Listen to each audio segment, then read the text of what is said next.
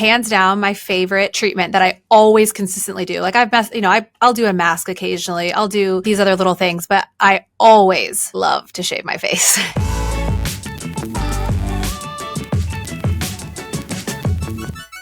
Okay, Jordan Harper, thank you so much for joining me today on the podcast. When I told my audience that I was going to be starting a podcast, your name kept coming up over and over. So I know a lot of people are really excited to hear from you. So thank you. Oh, yay. Well, I'm excited. Thanks for having me. So I always start the podcast by asking my guests, what is your first skincare memory? When I think back, I feel like I've always been interested in skincare. And when I think back, I don't have like a specific memory, but I definitely always remember seeing my mom do her skincare routine. And so it was kind of just like a part of her, morning and night routine. I just remember watching her and also not being allowed to like use any of her products because she used medical grade skincare. And so I remember skincare being precious and just like watching her do her skincare routine. So I always thought like, oh, this is like something that you do when you're an adult. And like, this is a good thing that you should do to take care of yourself. That's kind of like my first memory. And so it always seemed very interesting. And, anytime you're not allowed to use something, it's like even more interesting. And so when I think back on childhood, just like watching her get ready in the bathroom and stuff, it was always, she wasn't actually a big makeup person, more like skincare. So I definitely always remember that. I love that. And that's very much how you are too. And me too. Like we're very skin forward. We'd rather take care of our skin, and makeup is just kind of the cherry on top when we want to use it. So that's definitely where you got that from. I love that. So at what age did you start using your own skincare? Did she kind of help you get into it, or was it something that you got into all on your own? Probably it was kind of like, I guess, halfway through high school, I started having some different skin issues. And so that also then triggered, then I was like, more allowed to have skincare because I actually had issues with my skin. So yeah, probably like sophomore, junior year. Is it something, did you guys try to treat it like over the counter first? And then, because I know you've been super open about seeing actually a nurse practitioner who helped you with your acne. Yeah. So did you try to treat it at home first, or what was that process like for you? Well, the funny thing is my dad, who has he's very interested in like derm, which is very funny. He's just a paper salesman, so has no like background, but he's always had like a lot of derm issues. And so he feels like he can treat everything. And let me tell you, he almost like sabotaged me because I had some like really sensitive skin. This is the very first skin issue I remember. This is before I had acne. It was just like some dermatitis around my nose. And so he had me using steroids, like hydrocortisone cream on it morning and night, which obviously I was like, oh, this is great. So I probably did that for, probably a year, because he's gosh. Yeah, use this. And then now looking back, I'm like, this guy's sabotaging me. So yes, we definitely did that. And then once I think I went just for like a derm checkup. I don't think at that time, looking back, it's so funny. It's like, why would I not go see a derm if I had issues? But let my paper salesman father treat it. And then I went and she was like, oh, wow, that's like really bad for your skin. And I feel like that kind of scared me because she was like, you can cause, irreversible damage to your skin and thin it and all that stuff. And I'm like, okay, well, I'm like 16, so I really don't want that to happen. So then that kind of was more like a guide of, oh, okay, I probably need to like actually get some professional treatment. But it was frustrating at first, I feel like, because you're like trying to do all these different things. And then of course I'm just going to the drugstore. Where else am I going to go? Did you find once you finally saw that nurse practitioner for your acne, did it clear up pretty quickly? Or did you have, because some of my patients and some of my followers, we go through a few medications before we find the right routine. And that I think is sometimes something that people don't understand about skincare, that sometimes it is trial and error. Right. Well, and I think I've said this before, and this is so true because it's almost like we as in like the public have forgotten that the skin is an organ. And so we're just casually treating it all the time with skincare, and then just, all the exposures that we have outside of skincare. So it's like we're doing these things. It takes multiple rounds of treatment sometimes to treat someone's high blood pressure. We're all like figuring that out. So I think I was prescribed different at first, and my skin did not agree with that. Like at all. It was like it was just too harsh. My skin was too sensitive. And so it took me a while I think I ended up using, for my acne, Atrilin, which I could tolerate a couple days a week. But my skin has always been like those skin types. It's like, I want to use like more intense products, but it can never really tolerate it. So that's another reason too, why I obviously love prescription skincare, and it definitely has a place, but like not all skin types can tolerate that on a consistent basis. So yeah, it definitely took a little bit of trial and error. And then I've also used a series, because I have rosacea, a series of different sulfur treatments, which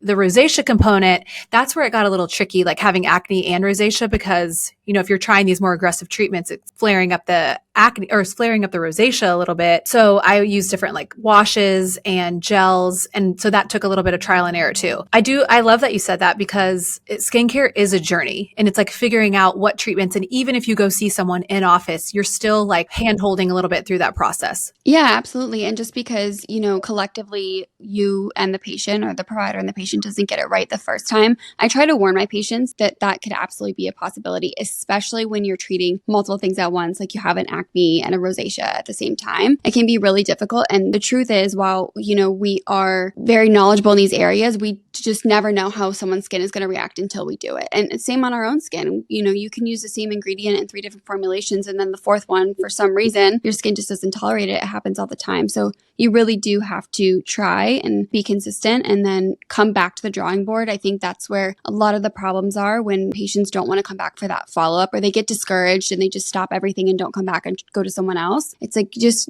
that follow-up is so essential and so key, whether it's prescription or just a topical skincare regimen. Yeah. And like I see that, and I'm sure you do too, a lot with just from the aesthetic side of it with injectables. Mm-hmm. And I always would try to tell patients, like, as a provider, you're learning the face, you're learning your skin. And if you don't allow that provider to do that follow-up and you just keep bouncing around, that's when you have bizarre results, because it does take that time to like learn the face, learn that person's skin and how they respond to certain things. And so like sticking with them, as long as you find someone you like, but it's like, doesn't mean they're always going to get everything right the first time. It's still a like trial and error. Yeah, absolutely. And even you might have a perfect result with let's say you're getting Botox in the forehead. You might have a perfect result the first couple of times. And although we try to inject each patient the same way when we know the result works, that third time there might be, you might need a little bit more above the brow or something. So it happens all the time. And I think just trusting your expert, trusting your injector is so important, because what could to you seem like a horrible botch job because it's your face and you're staring at it, to us is literally like the easiest fix. It's like, oh yeah, you just need one unit right there and you're perfectly symmetrical. Yeah, and that pre-education that you're giving your patient before, so that way like level setting the expectation. And that's where I think social media has like served us and hurt us, because there can be unrealistic expectations of outcomes to skin conditions, injectables, if there's not like a level set when they come into the office and you're like, okay, this is what's really going on. Because truly care shouldn't be patient dictated. It should be provider dictated, but also like it's a give and take. You're listening to your patient, but then also making sure, you are the expert in this field, giving them guidance instead of like letting them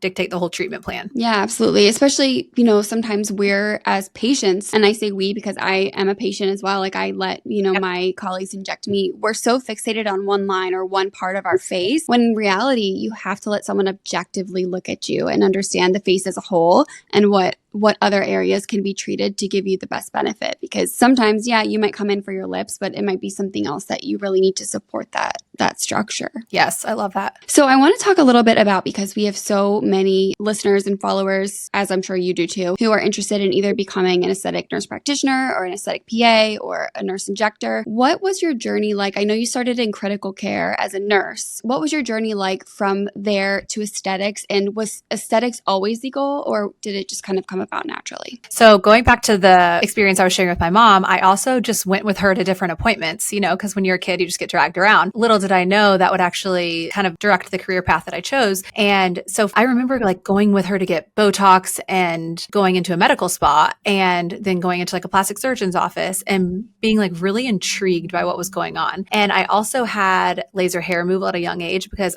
I don't know if you have a brother, I think, right? I have 3. Yes. 3 brothers. Okay, great. So you get it. I have 2. They would always make fun of my underarms. They'd be like, why? Like, they're like so gross looking. And I'm like, okay, well, I just shaved. So thanks. Yeah. I was hyper aware of what was going on as far as being self-conscious about that. So I ended up getting laser hair removal at, 17 or something, as like a birthday gift, because I was like, Mom, please, before I go to college, this is like embarrassing. So I went to a medical spa for that. So there were certain little things that kind of piqued my interest. And so I knew when I went to college, I wanted to become a nurse and then kind of take that exact career path. I knew I wanted to work in aesthetics, but I also knew the path to get there wasn't become a nurse, work right away. And most of that was from people that I had seen when I went to these medical spas, and they're like, we highly recommend you become a nurse practitioner just because you have a lot more autonomy. You can treat patients, prescribe medications. I knew that was the path. And so I also wanted to give myself the best exposure, which is why I chose critical care. And so I ended up working in critical care for probably 4.5, 5 years, because I also worked like while I was in P school. And then even after that, so then after in P school, then you got to get a job, and people don't want to hire nurse practitioners or anyone, right, who doesn't have experience, because it's such a coveted industry and it's such a coveted career. And so I then had to kind of get creative on how to get trained, how to get jobs. So I ended up actually taking a little bit of an untraditional path, and it wasn't like the most financially secure, but I knew like if I just get a job in like GI or something, just to have a job that has a good salary, that has benefits, like, yeah, that's like security, but that's not ultimately what I want to do. And so I didn't do that. I ended up working like 3 different jobs at med spas, and I think I was just paid hourly. I knew I was making a lot less than like other nurse practitioners, but I knew like I was playing that long game. And so I spent a lot of time just reaching out to people, shadowing to get more experience. And then I was able to save a little money, take some different like injectable courses. It was kind of really like grassroots, or building, a slow build, but it gave me a lot of experience, and it also let me see different work environments and see how different people practiced, which was really helpful because at the time, and this is back, almost 10 years ago, I think like the natural approach was kind of like just coming around, like looking natural, and that natural injection style. I think it was still, and obviously it still is today to an extent, overdone. And so that was kind of like eye-opening, watching and learning how the face, because I was traveling kind of all over. I would drive wherever anyone would allow me to shadow. So I think it's a lot of just like taking ownership and just figuring it out and seeing whoever would instruct me outside of like, these paid courses, because paid courses are great and they're nice to have, but that's not really where you get the bulk of that experience. It's really like obviously hands-on and then seeing different people's perspectives. I still think these, and I know you do this too, like these training with different injectors is so fun. So fun. It gives you totally different, ideas and perspective on things. Yeah, absolutely. I love doing that. And I think the moment you lose that, it's really concerning as really any professional or any kind of provider, because you have to always be willing to learn and learn from other people. And none of us know it all. None of us have the best techniques in every area. So I love seeing the way my colleagues inject or do different procedures. I think it's so fascinating. And, each time you do that, you take little tidbits away. Even if their aesthetic isn't just like yours, you can still always learn something and kind of inject it into your own style. Totally. So this is actually one of the exact predicaments I get in my DMs all the time is, should I take the lower paying job that maybe will give me more experience, or should I take the higher paying job that really is nothing like what I want to do? And I think ultimately everyone's lifestyle is different, but it sounds like you were probably about the same as me. When I first started working as a PA, I wasn't married, I didn't have kids. So I kind of had that ability to kind of take the lower paying position potentially and kind of go for the dream, the end goal, yep. Like you said. Especially if you have clarity. I think if you don't have clarity and you're like, and that's the cool thing about being in the medical space, especially as like a mid-level provider, because we can work in a lot of different realms, which is amazing. But we also want to make sure, like if you don't have clarity, then sure, take different jobs and see what makes sense for you. But if you do, you have to just be persistent. And like, I agree. Like long-term always trumps. Yeah, absolutely. And I also actually started in critical care for my first job as a PA, and I loved it, but I knew that's not where I was going to be forever. But I also felt it was important, you come out of school to kind of cement some of that like general medical knowledge first before specializing in anything. And I'm still super happy I did it. I gained a lot of life skills from that position. And to be honest, I was only in critical care for 3 years and I had more time in me. Like I actually loved it. It's, an adrenaline rush. It's really fun to solve the puzzle of, a critically ill patient. But when the right opportunity kind of fell in my lap and I was like, I can't pass this up. So I'm glad I didn't, but sometimes it's a waiting game. Yeah. And you learn a lot of empathy. Yes. And you learn how to deal with people. And I don't know, and looking back, I feel like I'm a non-alarmist. I'm pretty even keel. And so it takes a lot to kind of like get me tripped up or like, send me over the edge. And I wonder if some of that is like having that experience in critical care. And it gives you a perspective on like what's valid to panic about versus like what's not. And most things aren't. And I think that kind of like gives you good perspective and the way you have to communicate with patients, even though in the aesthetic industry, it's like typically not a critical situation. You still have to, use empathy, and it's still a lot of like psychological component because you're dealing with people's vulnerabilities. And so it's making sure you're like being thoughtful in the way that because what seems like no big deal to me is a really big deal to them. But it's like not to dismiss that, but to like be able to be empathetic about it, but also then provide a treatment plan on top of that. Yeah, I would argue that sometimes there's even more of a psychological component in aesthetics. And I remember, my colleagues telling me that from the beginning, like this is a huge part of what we do, especially when you're talking about young helping women who are dealing with acne or something like that, that there is an absolute strong psychological component to that. And it's been proven in so many studies. So it's so important, as you said, to be empathetic in not just your cosmetic patients, but also, these skincare issues too. Well, yeah, because it's like subjective, not objective. And so you're having to like kind of, everyone's different in that and what they subjectively see about themselves. Yeah. And we have to be understanding of that, exactly as you said, something that might not be a big deal if it was on my face. I would like, sometimes I'm like squinting. I'm like, what? Can you show me with a mirror what you're talking about? Because I don't even see it. But then understanding where that issue comes from, maybe it's a tiny little scar that has some sort of meaning to them that they just don't want to think about anymore. All those things where you're thinking, if I had that, I wouldn't even worry about it. No one even notices it, but they do. And it's important to them. And like you said, it's important for us to be empathetic about those things. Definitely. So I want to know, how long into your aesthetic career did thoughts of a brand start popping in your head? Or was it something that you always wanted to do? Not really, actually. If anything, I would have thought maybe like when I'm older, more towards like the end of my career type thing, but not really. And especially, I kind of always thought I was going to be the injector, and I definitely wanted to have like my own practice. And I always appreciated the skincare component, knowing that like everyone wants healthy, glowing skin, and you're not going to get that by just getting office treatment. So like I definitely knew the importance of like both and was very interested in both, but I just didn't really even know that was an option. And it wasn't until I had probably worked in aesthetics for 3 years when I started getting the idea. And it was mostly because people were willing to come in and invest in these office treatments. And it wasn't that they weren't willing to invest in skincare, they just didn't know what to use. And so then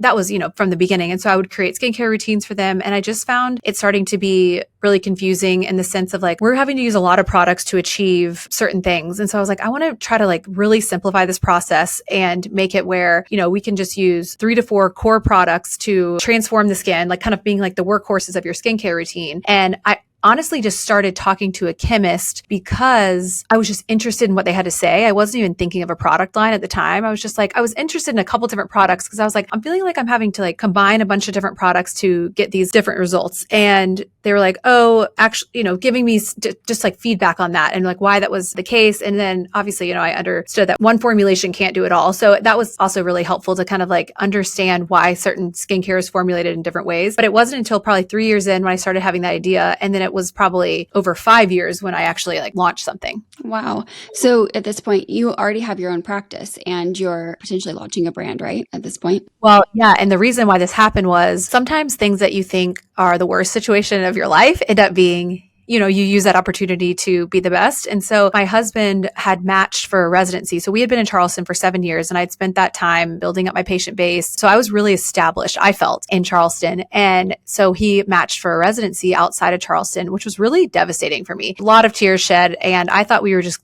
like Charleston was our place. So he matched, he had like a internship in Augusta and it was like 2.5 hours from Charleston. And at first I was like, oh, just maybe I'll stay in Charleston and then, you do your residency. But we had a 8-month-old at the time. And I remember going down this like spiral of like, okay, I feel like my identity, I don't know if you do anything with the Enneagram, but I'm an Enneagram 3 and a lot of your personal value comes from providing value to others. And so what I really started to break down is I was feeling like my value, like if I didn't have this career, then I had no value. And I remember like going down this thought process of, okay, who do I want to be in 10 years? Do I want to be someone that didn't go with her husband because of a job? Or do I want to be someone that's like focusing on having a strong marriage, a strong family? And that really like helped me, again, going back to like thinking outside the short term, thinking long term really helped me be like, okay, no, I can't stay in a city because of a job. And at this time, I'm still the sole financial like provider for our family. He's been in residency. So yes, finances are very important. That was something I had to think about. But then I started to have to get creative. And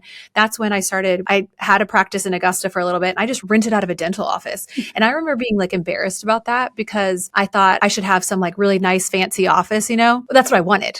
Because again, it goes back to like, that makes you feel like you're, more legitimate, but really it's like, you got to figure out ways to pay the bills. My injection style wasn't changing, whether I was in a dentist's office or like a fancy office. And I just remember like, there's some just humbling things where it's like, none of this stuff matters if we focus on like the main thing. And so I started doing that. And I would travel back to Charleston at that time, like once a month to see patients, but it wasn't sustainable having a child and it was just too much. And so I just started, at this point, I was just selling medical grade skincare. And I was selling it online through a patient portal, just through my blog. Then I launched Barefaced in January of 2020. And I probably would have have never done that if we hadn't moved out of Charleston because I was so comfortable there. So anyways, it's so interesting how things that like you think your career is over and really like seeing opportunities, being open to opportunities. My mom always says like, bloom where you're planted. And that's truly all you can do because you can't control like always what happens to you, but you can control how you respond to it. And so all that to say is I'm thinking I'm launching this product line again, just to serve my existing patients. And it just grew into something that I could have never imagined. Yeah, it's been so amazing to watch it grow. And I actually remember, I think the first time I started following you and started like reading your blog, I don't think you had Barefaced yet now that I think about it. Cause I remember going on and seeing all of, the revision and all those awesome brands. And then I remember specifically when you started carrying Barefaced on there. So it's been really amazing to watch it grow. And we're going to talk all about Barefaced. But one of the most common questions I got when I said you were coming on was how, speaking of your family, your husband, your children, you have 4 kids and you seem so present with them and you have, an awesome husband who also has a very demanding job. How on earth do you juggle it all? Okay, so this is where I feel like that perception of, you can't juggle it all. And so this is where I really lean into, and I started doing this really right after I left Charleston. So Charlie, my oldest, was 8 months at the time. And before that, I had a pretty traditional schedule. I would go into my job. I was working pretty much 8 to 6 every day. So I had my hours were like accounted for. But then getting out of that space and getting more into like the entrepreneurial space, like you are responsible for your time. And what I noticed was I was like not being responsible with my time. And so I was feeling very overwhelmed, like I had no time to do anything. And I realized it's because I'm not just spending my time wisely. So now my thing is I try, like not perfect, but I try to never say like, I don't have time for this. I try to say like, I haven't made time for this because truly like, I believe we have time to do the things that we really want to do. It's just, are we spending our time wisely? So I think when Charlie was about 8 months, when I got off my traditional like 8 to 6, 8 to 5 schedule, I wrote out the things. And I think someone had told me this. I think it was even a patient. It was like, write out the most important things that only you can do as a mom, as a business owner, as a wife. Those are the things that are like, that's your priority. And anything you can afford to outsource that. And so like, I don't want to outsource quality time with my kids, but I can try to get creative and get like different meal plans because I don't want to spend time cooking. I know that's not something that like I enjoy at this stage of my life. I can outsource,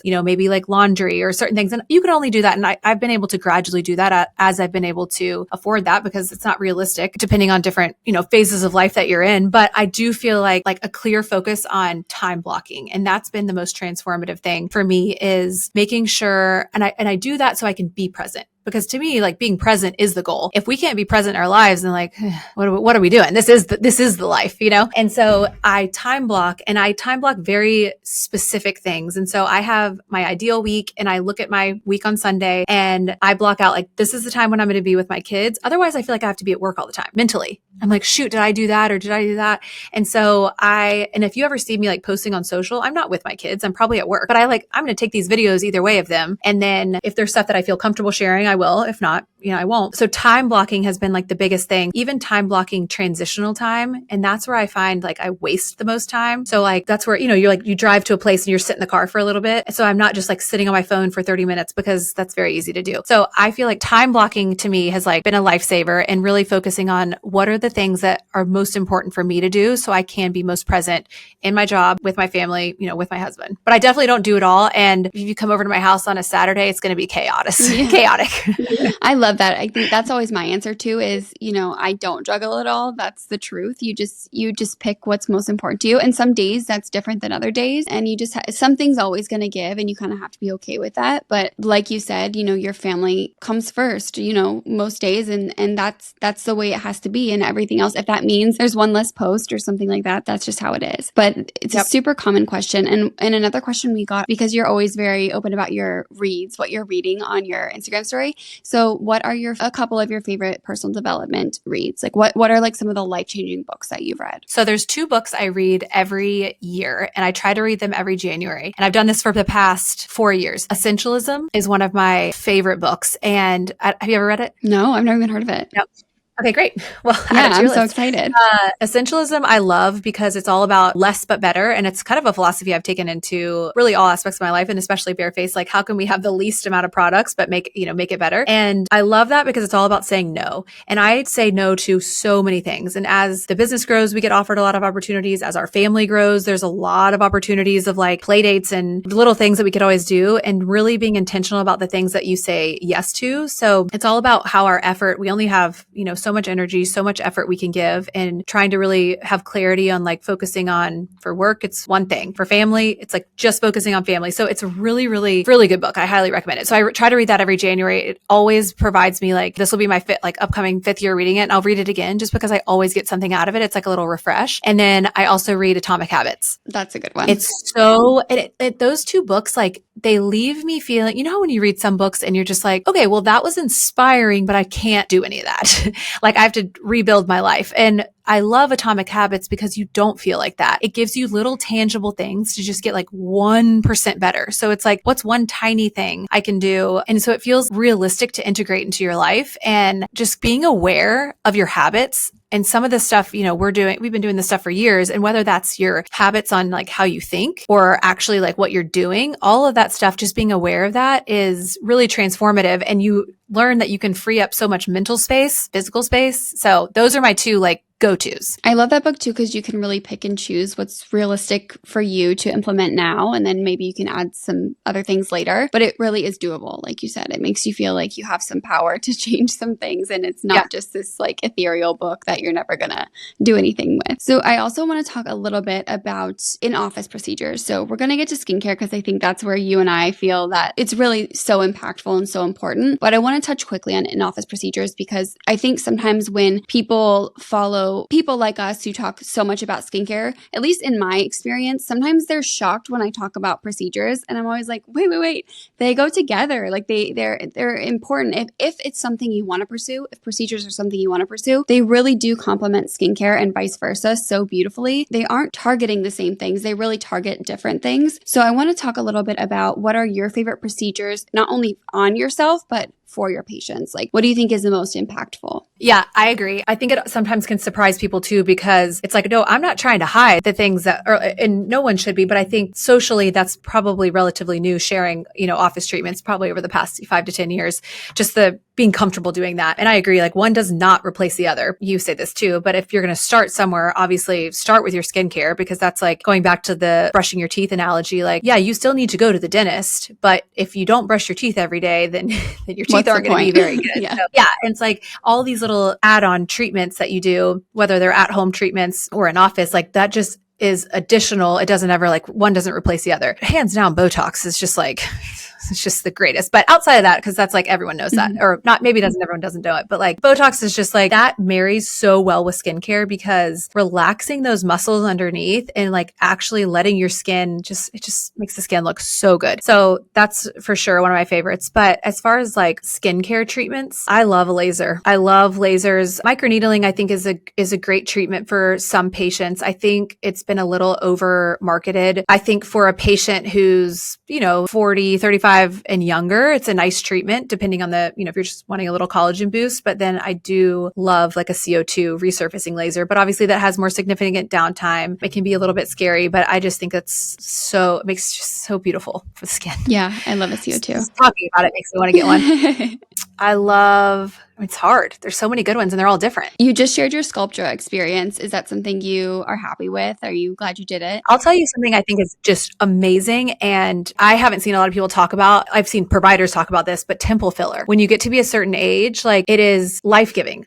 My temples were so hollow before and it just makes you feel like more refreshed. Yeah, it's funny because when I did my Sculptra early this year, I also did filler in my temples at the same time. And it was like, that was one of the things that's what I want. I mean, that's all I could see in the mirror was my temples. So we're trained to see those things, but to someone else, it's not something they're going to notice that their temples are hollow. But once they're filled in, it just gives so much youth back to the face. Because if you look at young people, very young people, they don't have hollowed out temples. And as we get older, it's just like a dead giveaway to the eye that we don't even know how to articulate if it's not something you're trained to do. So I agree. I love that treatment. Yeah. Well, we see like the eye sees like shadows. And so it's like, you don't really really know why you look a certain way, but it's like those, yeah, like we're trained to see that, but the typical like untrained eye, I guess you would say, they're just noticing shadows, and that's what gives you, that makes you look older. And I don't really, I'm happy to be Right. getting older, I'm happy to still be here, but I do feel like, it's like you want to look how you feel. You don't want to feel like you're tired.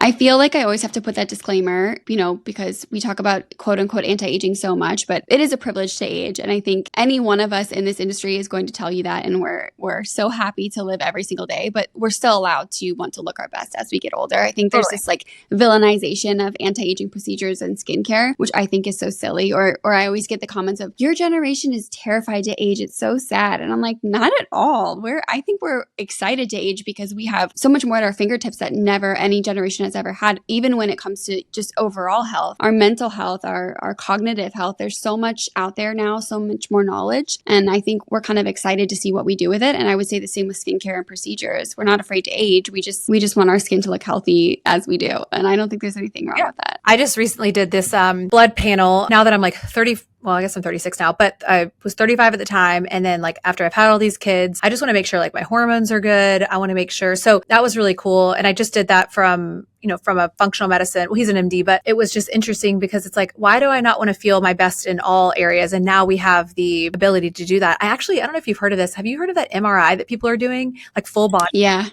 Yeah. I'm like so afraid of it. I'm just like terrified. It's going to give me like, I'm going to panic over some like tiny little nodule or something, but is that something you're going to do? I don't know. Maybe I'm always interested in looking at it. I saw also this like brain scan thing. I mean, you got to be careful because you can kind of like spiral with these things. And, right. But I do think it's interesting. And I do think there's ways that we can, I don't just want to like live to be older. I want to be like a long, healthy life. And so I think there's different things that we have access to now that some of them are new and they're just like, they sound shiny and exciting. So I kind of like want to take a pulse before, because also all that stuff gets like, you can really go deep in that. And also that stuff gets really expensive. Yeah, absolutely. I think I don't know how much the MRI is, but I think the first time I saw it was on like a Kardashians episode or something where they were promoting it. But I've heard of some other people doing it and they're super happy that they did. And I actually looked at the website and was just doing some research on it. And they are very clear. Like, there is of course a possibility that something might come up and then you have to kind of go down this rabbit hole to make sure it's nothing. And that would never have happened had you not done it. So I like how transparent they are about those things. And I think as long as you're not alarmist, it's a good thing to do. I think it's kind of cool. I'm definitely interested in it, but it also scares the crap out of me. I just did last year, I did a thermogram. I don't know if you ever have done that, but I did a full body. They do one for like breast. And so I need to do like my follow-up just to keep I don't have like a history of breast cancer. I do like maybe on secondary history or something, but it's something where they can check those changes due to the heat. Oh, wow. Senses heat. And so it was funny. I'm having a lot of ankle and foot trouble recently, but I had sprained my ankle that morning. And so it was like red on fire, on the thermogram. But it's interesting because areas that are more inflamed. So a lot of times, if you have like any risk of any like cancers or anything like that, those will start to show inflammation, which are going to show that they're like more red. Anyways, this is not a functional medicine conversation. I'm not. Yeah, I know. That, but I do. Okay, this is so interesting. Yeah. So did you talked about how you have a history of rosacea. What did your face look like in this thermogram? It looked fine. Yeah, that's so interesting because I would have been curious because I have rosacea too. I'm usually just like the flushing type, but it still flares today. So I would be interested to see how much I flare on something like that. Yeah, and you know what? It was cold. It was like in the fall. It was in October, like end of October. So it wasn't like it was a hot. Like I wonder if in the summer it would have been like more. Yeah. No, I didn't notice anything. So interesting. So interesting. Okay. So we talked about some of your favorite in-office procedures. And at home, what are your favorite like at-home treatments to do to yourself? Like dermaplaning or like an at-home peel? Is there anything you regularly do at home that you think is beneficial and safe for people to do in the comfort of their own home? Hands down, my favorite treatment that I always consistently do. Like I'll do a mask occasionally. I'll do these other little things, but I always love to shave my face. We actually, I don't know when this is coming out, but we are launching the first ever. I need to send you this. Oh, actually I have. You did. Yeah. I want to talk about it. I forgot. Okay. The first ever women's shave oil, because I have been shaving my face for over a decade. I actually started getting my face waxed before I started shaving it because I actually shaved because I thought I had a hairy face. It wasn't because of like the benefits of shaving. And so I was like, oh, I'll just start to get it waxed. And then I started really breaking out from getting it waxed. And I don't know if it was like dirty wax or who knows. But then I started shaving. So it's a testament that obviously it will not make it dark, your hair darker. It will not make it grow back thicker. But that's definitely like, that's one that's tried and true for me. I am pretty minimal with like the additional treatments I do outside of skincare. I mean, I haven't done a mask in probably 6 months, but you know, they're fun to do. I just don't, it's like when I have the time, I don't do it. Yeah, I say that all the time about masks. Exactly. They're cute, they're fun, and maybe they're going to give you a little bit of an instant benefit. But my gosh, I can think of a million other things I need to do with that 10 minutes. Like even like my LED, I'd rather do that. You know, your time is so limited and you want to make sure that you're doing things that are impactful. But I really think that, you know, shaving your face at home is one of those things that makes such a huge difference in the way your skin looks and feels immediately. It's so amazing. And you did send me the oil. I was never like an oil person. Like I would never use an oil before dermaplaning. I like doing it on dry and I am obsessed with it. Like it just, yes, I love it. And it's so satisfying too, because the way everything kind of comes off with the oil as you're shaving is just like even more satisfying than doing it on dry skin. And your skin doesn't get that like dry, tight feeling that it often will get after you shave it dry. So I am sold. Like I'm a convert. I love it. Yes. Good. I love it too. It's like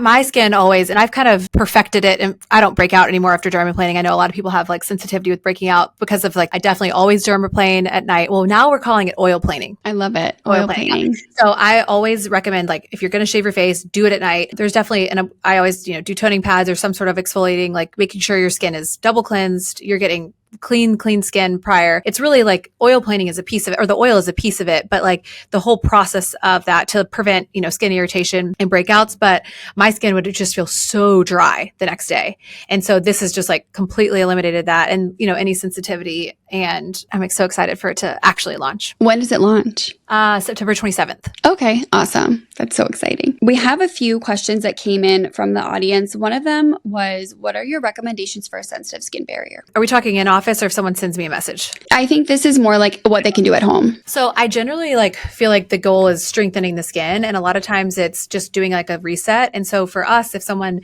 sends us a picture, you know, and their skin looks red, irritated, inflamed, I would say the first thing is just like stopping your exfoliants, like your AHAs, BHAs, stopping your retinoid and kind of like, let's get back to neutral. Once you feel like your skin is at its normal space, and that still might be sensitive, I generally recommend just keeping it. Obviously, sunscreen, we recommend Overachiever because the goal of that is like strengthening the skin, and then a hydrating lotion, just keeping it really, really simple. And then gradually adding one thing to your skincare routine at a time. So that way you're not like stripping the barrier that you're like working hard to build. Then in the sensitive skin, I feel like it's so common these days. And so it's something that with all of these like skincare recommendations that everyone's getting from social, I think the biggest thing is just like cutting back, start over, minimal. Yeah, less is more when it comes to skincare. And what I love about Barefaced is that you have few products and each of them is impactful in a skincare routine. And I think sometimes, like, I'm sure you get this question all the time, like, what niacinamide serum should I use? What HA serum should I use? And I'm like, it's already in your other stuff. Like, keep it simple. Like, I really implore people to shop by concern and skin type rather than ingredient, because at the end of the day, like, I'm like, you know, trust the chemist. They're the ones who are putting all these ingredients together. Trust your provider. They're the ones recommending these ingredients for the issues that you have. And that's going to be a lot more impactful for your skin than trying to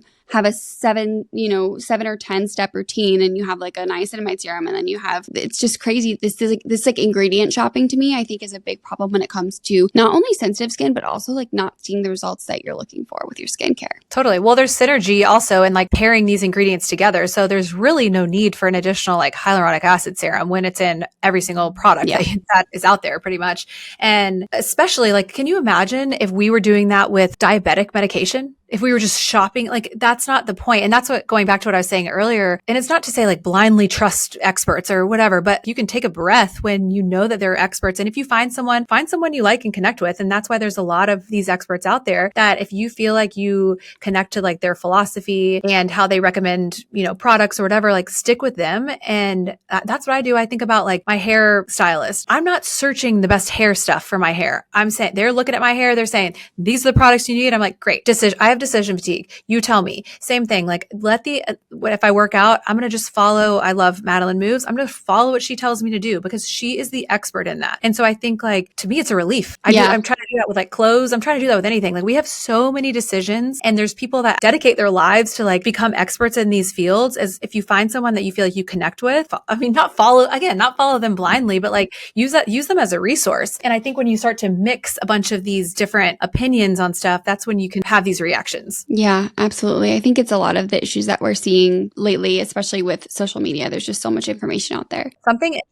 I have found when we've been doing our testing though, we do third-party testing before these products go into production or anything like that. And something that they were sharing with us is since 2020, yes, or 2019, either one, doesn't matter. There have been more sensitivities to product testing across the board than ever before. And I wonder if it's just our level of exposure to, I mean, who knows what, but we are exposed to pollutants, chemicals, like all the time. And I just wonder if we're like at our overload. That makes sense because I don't know if you've ever heard of like, I have some patients who see allergists and they do like patch testing and things like that. And then, after they patch test, they start reacting to things they didn't react to before. Because they've now had exposure to it. Yes. And it's just so interesting. I think you're probably right on the money because we're just using so many different things all the time. And not a lot of people aren't sticking with things, right? They're like, they're constantly trying new things. And not only is that not great for your result, but I can see where that would be an issue as far as exposure goes. For Barefaced especially, and this is how I am because I don't want to like try a bunch of different things. I feel like we're not like for everyone, and we're really for the person that like is wanting to invest in their skin, but also be consistent, because exactly what you're saying, if you're trying and interested in trying a bunch of different things, like then probably don't try Barefaced, because you're going to be underwhelmed because you're not like following it. It's like saying trying a bunch of different workout programs. You're going to be like, oh, I'm going to try this one day, this another day. You're just not going to see those results if you're just kind of random use equals random results. Right. It's like you can't, I love that. Yeah. You can't like guarantee something when it's just like at leisure trying different things. Yeah, absolutely. So earlier this summer, Barefaced, let's see, they celebrated 3 years and 500,000 shipments, right? That was earlier in the summer. Yeah. Really exciting. And I feel like the brand has really grown. Like I'm watching it as a bystander, and it feels like it's grown so much, and you have such a dedicated following. I want to know, and the audience actually asks this, what makes them stand out from the very large crowd, do you think? Like what, and I know your retention rate is super, super high. What do you think about your products makes them so stand out? I think there's a couple things. I think we provide clarity. We provide clarity and simplicity. We also provide education. And this started with my account and then has really like transitioned more into the Barefaced account. But I feel like we're really intentional about telling people not just about our product, but educating on like skin type, skin concerns. And so I tell our customer experience team, I tell all of our teams, like our goal is to serve, not sell. And so even if that means, we give a recommendation for another product that we don't even carry, like we want to be a resource for people. And ultimately, like people can tell when you're like recommending something that's best for them. And even if they try it, if you don't recommend something that's like best for them and they try it, they're never coming back to see you. You've lost their trust. And I think that's something we really try to focus on. I also feel like we are so in touch with our customer. All of these products, they weren't just my idea. They were listening to patients in office that I've treated over the past, and then listening to people on social, just listening. And then from that, I don't feel like I'm like that creative, or I don't have that many, like maybe like, I don't know if the word's like original ideas, but I can see opportunities, and I'm a problem solver. And so I think that's my strength. And so listening to problems that patients were expressing to me in office and then online, after doing that for a period of time, I kind of felt like by the time I launched these products, I knew they were going to be successful because they were solving problems. I love that. I love that you said that, because I think I'm very similar, and I've never thought about that before. Like I do consider myself a problem solver, but I'm always hard on myself for like not having that initial idea. But exactly as you said, if someone comes to me with a problem, I can always work through it, and then that will give me the idea, but I'm not like having these ideas from scratch. So I love that you said that, because clearly it's working for you guys. I mean, your following is so interested in it. I love that you still are so dedicated to education, even though you now have a line that you quote unquote sell. It's so important, I think, to retain your audience attention, and you do such a great job at educating, exactly as you said, without selling to somebody. They can even take your education and go look at what they already have and know how to use it a little bit better, which I think it's kind of rare in this industry. I think a lot of times when you see people, even experts, who then launch something of their own, it becomes all about that, and it should be, but you've really kept that educational component, and you can tell that you're really concerned about your viewer and your followers, and making sure that they get the most out of it, not just sales, which I think it comes across So I'm sure that everyone really appreciates that. There's definitely a balance, because it's like, obviously we want to talk about our products that we have, but also I just think about what I want as a consumer. I want to be presented with information and then make the decision myself. I never want to feel like, if someone feels pushy, like I'm out. Mm-hmm. But people also want a solution to be recommended. I found sometimes where if I'm just kind of educating through it, they'll be like, oh, great. Yeah, I'm so glad you did that. But like, what do I use? So exactly as you said, it's nice to have that balance. And can you tell our audience a little bit about your core 4 products and what they are and why you recommend them? Yes. So we named our core 4 products the bare necessities because, Barefaced had to. And the core 4 products that we have are SPF, an exfoliant, a retinoid, and a vitamin C. For a while, we had the key 3, which was the SPF, retinoid, and vitamin C. And those are the 3 like true building blocks of your skincare routine. And we added in our 4th component, the exfoliant, just because obviously to get the dead skin off to actually see more results. And so our core 4 are the 4 key building blocks to healthy, glowing skin. And this is like, again, a long-term game. We're not promising any type of results overnight, but this is something that every skin type can benefit from. And we have a variation of those with our skin quiz. So if you take it, there's a variation of like, if you're pregnant, then you're going to get a different recommendation, but it's still going to be within that core 4. So we do recommend our skin quiz because we have toning pads 2. So we're not going to recommend like toning pads 2 for the first time user. So that's kind of our goal with that. I think of those products as like your biggest investment because they're like the workhorse in your routine. And then from there, gradually adding on. I love that. And if someone is maybe on a budget and they can't go straight into the core 4, is there one product that I know obviously your skin type is a huge determination of which product you're going to go for, but is there one that you think is really going to give them like a bang for their buck and really excite them as a first product if they're on a budget? Yes, obviously. And I'm not saying you have to use Barefaced SPF, but like obviously like we all know that if you're not wearing a daily SPF, then like none of your skincare even matters. But I'm still surprised, we're so deep in this, but I'm still surprised how many people don't do that. Yeah. So obviously daily SPF, and I think that's the trickiest one to figure out for your skin type. So if you have a daily SPF that you like love, just stick with it. That's not one I think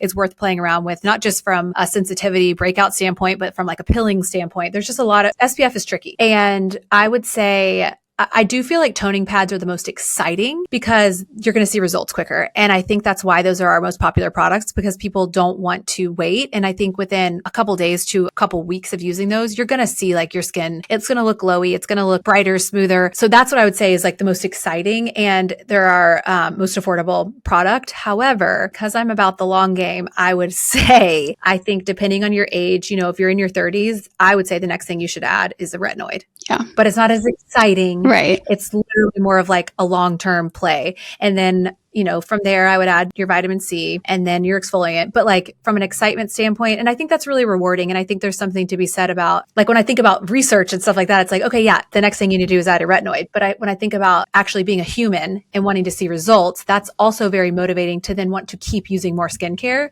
So that's why I would recommend toning pads. Yeah, I was just going to say that. That's a little tip I give my patients. If I have a patient who is like really apprehensive about a skincare routine, or you can kind of see that they're being dragged there, like either by their mom or by a partner, or they're purchasing a skincare routine for a partner, like their boyfriend or something, I'm like, always go with something like a toning pads because they're going to see a result quicker and it's going to motivate them to then come back and want to actually get into skincare and use a full routine. It's super motivating when you see a result quickly. And if you're someone who's maybe not that into skincare, something like that is going to make a huge difference. So I love the toning pads. So we're going to wrap up with just a couple extra questions. What is your holy grail skincare product from your line and then one that's not from your line?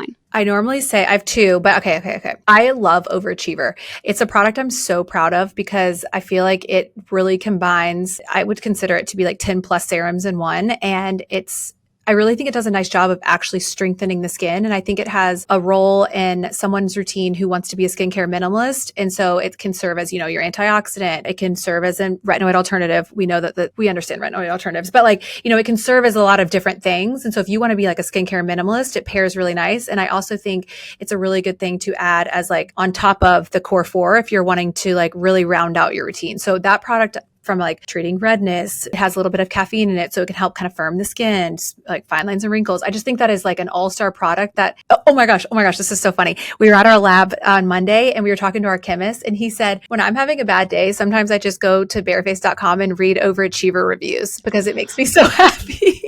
because he's one of the ones that That is so formulate. sweet. Yeah, it's just one of those. Oh like, my gosh. I know. I ended up recording him say that because I was like, this is amazing. That is so cool and really speaks obviously to the product. Yeah. And then outside of Barefaced, I love micellar water, but Bioderma micellar water. That's been a staple in my routine for years. And I've tried a ton of different cleansing balms, and those are fun to use. I just always feel I find myself going back to that product as a first cleanse. Yeah, that's an OG. That's such a good one. And what would you say is your most underrated skincare tip? Like, what is something that is so easy to do and no one's doing it? No one's doing it. Or just what do you think doesn't get enough publicity and should in the skincare tip world? Okay. It's not that exciting, but touching your face, not washing your hands before you touch your face. Because I notice if I'm sitting here touching my jawline, like I will break out. If you're prone to acne, you're going to be prone to acne for forever. And so I think that's one that doesn't make me feel that excited to leave on. But that's like an underrated kind of like simple thing that anyone can do. It's one of those things that doesn't cost you any money. And I think we always overlook those things. We're like, oh, I need to invest in this, when those simple changes sometimes can make a big difference for if we're having, problems with our skin. And just like pulling your hair back when you sleep. Like there's just little different hacks that you can do that, cleaning your pillowcase. Those are like just basic things. I think I've said, brushing your teeth first before you do your skincare routine. There's just like little things. You're really good at sharing tips like that. Yeah, I think it's probably as same for you when you see patients, like these little light bulbs go off and you're like, oh my gosh, that would be like a really good video but you're so used to saying them to your patients every day that you don't think about it. And to you, it's just common knowledge, but to the rest of the world, it's definitely not. Yeah. And they're like easy. It's like anyone can do it. Yes. So easy. Exactly. So can we do a giveaway for the audience? Yeah. Let's Amazing. do it. What do you want to do? What do you want to give away? Let's do a gift card, like a $300 gift card. Does that sound good? Amazing. Yeah. Oh my gosh, that's so exciting. Okay, so first of all, whoever wins this gift card, you have to get one of the toning pads because they're like have such a special place in my heart. But let's do, you guys follow, who do you want them to follow? Barefaced? Yeah, Barefaced, that sounds great. Okay, so follow at Barefaced, and then you'll see on my feed a little IG reel about this episode. Just let us know in the episode if there was any skin tips you took away and implemented into your own routine, or maybe you went and got a product that you're really excited about. After hearing this, just leave us a little comment and let us know. And we're going to end on one very last question. If you could tell your younger self one thing, what would it be? Oh, okay. I actually think about this often, having kids, and how I want them to think about themselves, the thing that I want them to like take away. And I feel like the biggest thing, if I went back and, was in high school or something, knowing that no one knows what they're doing. And so the people that you like look to, or the people that you think are cool, or the people that is like, no one knows what they're doing. Everyone's figuring it out. And I think that's really humbling. And I've said that to myself even now, if I'm in a situation where I feel like, I'm like, why did they ask me to speak? Like, I don't know what I'm taught. Like these people know way more than me, but truly we all have something to learn. No one knows what they're doing. Everyone's like on this journey to figuring it out. And there's such power in your mindset, like in learning how to coach yourself through certain situations are the biggest things that I feel like looking back, I want to instill in my kids. I love that. I think it takes some time to learn that, but once you do, you're so much more confident in your own decisions because exactly as you said, everyone else is just figuring it out too, at the same time. You know what? And it's just okay to be different, and you should want to be different. Yeah, I love that. I always tell my kids that I'm like, we're Harpers and we're different and we do stuff different. I love because that. It's like, I want them to be okay. Yeah. And now they'll say different things like we're and we also say we're Harpers and we are good people. And so like, I wanted them to know, like, you're also a part of our family. You're representing our family, and I want them to be okay being different because we all feel different. Absolutely. By the way, you have like the best mom tips. I've heard you on other interviews and there's so many things like you had a tip about your daughter ordering her own food. And I like, as soon as I listened to that, I told my husband, I'm like, when Josie's old enough, she needs to order her own food. Like it's stuff that you don't think of, but I feel like little things, confidence boosters. Yeah, I love that. You have so many good tips. So I love hearing that. Thanks. Learning everything. So, well, thank you so much for coming on. I'm so excited for everyone to hear this episode because I know that they're really looking forward to it. And everybody go follow. It's at Jordan Harper NP. Yep. Yeah. Okay. Perfect. Yep. _NP. Yeah. Yep. This was so fun. I'm so glad you did this. Like, started your podcast. I know we had talked about this like probably last year, and you were born for this. You're amazing. Thank you so much. Well, I can't wait for everyone to hear it.